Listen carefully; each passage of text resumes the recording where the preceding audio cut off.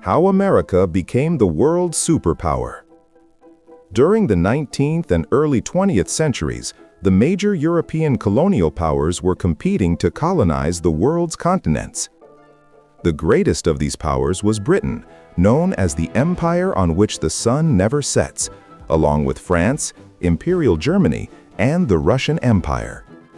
These colonial powers, especially Britain, were the superpowers ruling the globe. However, during the 20th and 21st centuries, everything changed. Europe and its colonial empires retreated, making way for the rise of the United States as a global power. By the 21st century, it transformed into the undisputed supreme power. What happened? How did European empires fall? And how did the US become the strongest nation on Earth? The story begins in 1776 with the independence of the 13 American colonies from British rule and the founding of the United States of America. These events were known as the American Revolutionary War, led by George Washington, who became the first US president. The main reason for independence was the British government imposing more taxes on Americans without actual representation in the British government. From the Declaration of Independence until 1865, the United States began expanding westward, either by force, purchase, or voluntary annexation, such as the Louisiana Purchase and the annexation of Texas. One of the most important turning points in U.S. history was the Mexican-American War, which broke out in 1846 during the era of President James K. Polk. The United States won that war, nearly doubling its size, while Mexico lost more than half of its territory. While these expansions eventually led to the outbreak of the American Civil War in 1861, the victory of the North under Abraham Lincoln and the reunification of America ended internal division and created a strong, cohesive nation.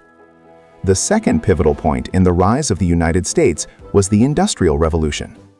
During the second half of the 19th century, giant corporations emerged in major industries like steel and oil.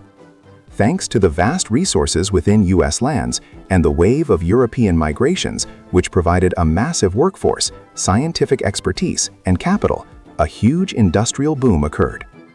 By the end of the 19th century, the U.S. became the world's largest industrial power. In 1870, the American economy surpassed the British economy for the first time. Until then, the United States was merely a continental power, but this changed in 1898 with the Spanish-American War. The United States defeated the decaying Spanish Empire, gaining control over the Philippines, Puerto Rico, and Guam, and imposing temporary guardianship over Cuba. This was America's first major global appearance. But the biggest and most important shift toward becoming a superpower was due to World War I. In 1914, the war broke out, dividing the world into two camps, the Allied powers and the Central powers. Initially, the United States did not take sides politically or militarily, maintaining strict neutrality. However, it was not economically neutral.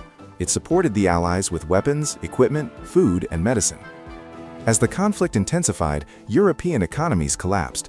Consequently, the Allied powers, especially Britain and France, resorted to borrowing massive amounts of money from the United States. All of this created a massive economic explosion in the U.S., turning it into the world's largest creditor. To ensure these debts were repaid, President Woodrow Wilson had to guarantee an Allied victory. Therefore, the United States intervened at the end of the war to settle the conflict. In 1917, the U.S. sent about 2 million American soldiers to support the Allied front. Indeed, American forces decided the war because they were fresh and not exhausted like the Europeans.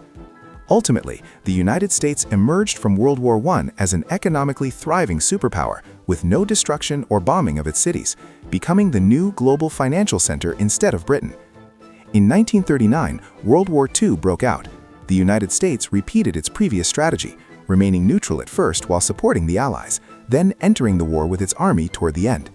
The Allies won thanks to American support, and the U.S. also succeeded in ending Japanese ambitions. The American economy doubled due to military production, making it the only country whose economy was not destroyed by the war. Additionally, it became the first country to possess the nuclear bomb, giving it unprecedented prestige to set peace terms and shape the new world order. After World War II, a new rival emerged, the Soviet Union. The Cold War began, not a direct war, but a fierce competition involving a technological and space race, as well as proxy wars. After the collapse of the Soviet Union in the late 20th century, the United States became the sole superpower in a unipolar world at the start of the 21st century. Following World War II, the Bretton Woods Conference was held in 1944 to establish a new international financial system. The agreement linked most world currencies to the dollar, while the dollar itself was tied to gold at a fixed price, $35 per ounce. The dollar became the only currency directly exchangeable for gold, and global demand increased, especially in the oil trade.